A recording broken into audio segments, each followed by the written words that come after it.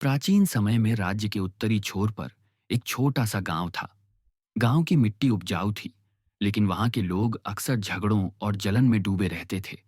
हर घर में थोड़ी रुच श्रद्धा थी, पर असली शांति किसी को न थी। गांव के बीचों बीच रहता था आरव। उम्र में युवा, हृदय से निर्मल। पर उसके मन में हमेशा एक सवाल घूमता रहता। क्या वाकई जीवन सिर्फ दौड़ धूप और लड़ाई झगड़े का नाम है? क्या कोई ऐसा मार्ग है जहां मन स्थिर होकर सुख पा सके? मुलाकात की घड़ी एक दिन गांव के बाहर से खबर आई कि बुद्ध अपने कुछ भिक्षुओं के साथ पास के वन में ठहरे हैं। भीड़ उमड़ पड़ी। सब सुनना चाहते थे कि वे समाधि और करुणा के बारे में क्या कहते हैं। आरव भी भीड़ के बीच था। उसने पहली बार बुद्ध को देखा। शांत, गंभीर, परंतु बिना किसी गर्व के। उनकी उपस्थिति जैसे वृक्षों की छाया हो, जिसमें बैठते ही मन ठंडा हो जाए। बुद्ध बोले, मनुष्य की अग्नि उसकी अपनी तृष्णा है। जब तक यह बुझती नहीं, तब तक बाहर का जल भी तुम्हें प्यासा रखेगा। आरव का दिल जैसे कांप गया। उसे लगा यह वाक्य सीधे उसके लिए ही कहा गया। उसी रात जब सब लौट गए, आरव अकेले वन में बुद्ध के पास लौट आया। उसने झुककर कहा, गुरुदेव, मैं जीवन का मार्ग खोजना चाहता हूं। मुझे शांति चाहिए, पर यह कहीं मिलती नहीं। बुद्ध का संकेत। बुद्ध मुस्कुराए। उन्होंने किसी लंबे भाषण की जगह सिर्फ इतना कहा, शांति कोई चीज नहीं जो बाहर मिले। यह भीतर की मिट्टी में है, पर उस मिट्टी को तुम्हें खुद साफ करना होगा। क्या तुम तैयार हो? आरव ने हां कहा। बुद्ध ने उसे 3 दिन तक मौन का अभ्यास करने को कहा।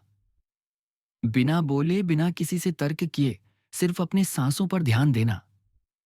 आरव ने सोचा यह आसान होगा, पर पहले ही दिन उसे भारीपन, बेचैनी और गुस्सा सताने लगे।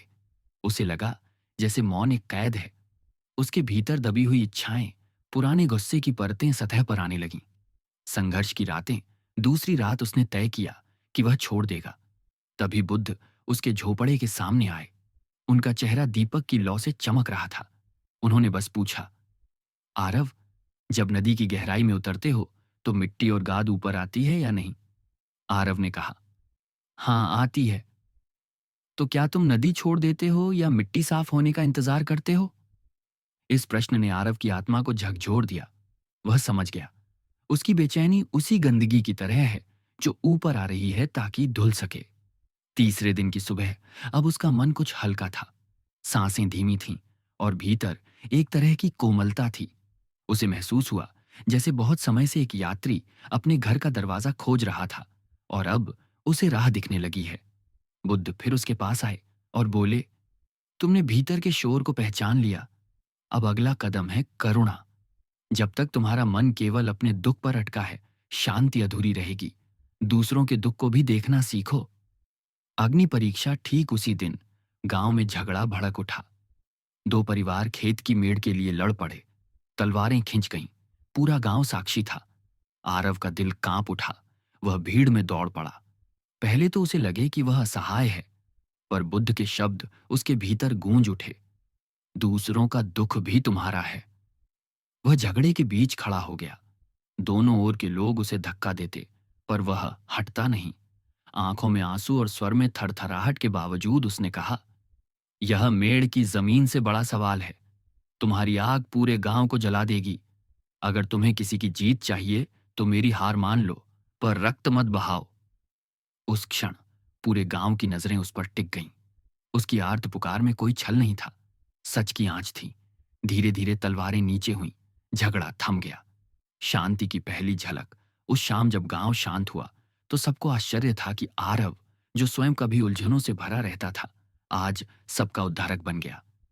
आरव ने बाद में बुद्ध से कहा, गुरुदेव, जब मैं दूसरों के दुख को अपना मान बैठा, तभी शांति का स्वाद मिला। यह अनुभव नया था। बुद्ध ने केवल इतना कहा, यही मार्ग है। शांति किसी गुफा में, किसी महल में नहीं छुपी। यह वहीं खिलती है जहां करुणा जड़ पकड़ती है। अंत का रहस्य। वर्षों बाद आरव स्वयं गांव का मार्गदर्शक बन गया। लोग कहते, आरव के पास बैठकर हवा तक ठंडी लगती है। पर आरव हमेशा यही कहता, मैंने कुछ नया नहीं किया। मैंने बस भीतर की मिट्टी को साफ करना सीखा और दूसरों के आंसू को अपना मान लिया। किसी ने उससे पूछा, क्या अब तुम पूरी शांति पा गए हो? आरव मुस्कुराया। शांति कोई मंजिल नहीं, यह एक यात्रा है, और ये यात्रा हर सांस के साथ चलती रहती है। कहानी का सार: सच्ची शांति बाहर ढूंढने से नहीं मिलती, बल्कि हमारे भीतर जन्म लेती है। अगर आपको ये कहानी पसंद आई हो तो कृपया चैनल को सब्सक्राइब करें, वीडियो को लाइक करें और अपने दोस्तों के साथ शेयर जरूर करें, क्योंकि आपकी एक क्लिक हमें और ऐसी अनमोल कहानियां लाने के लिए प्रेरित करती है। धन्यवाद।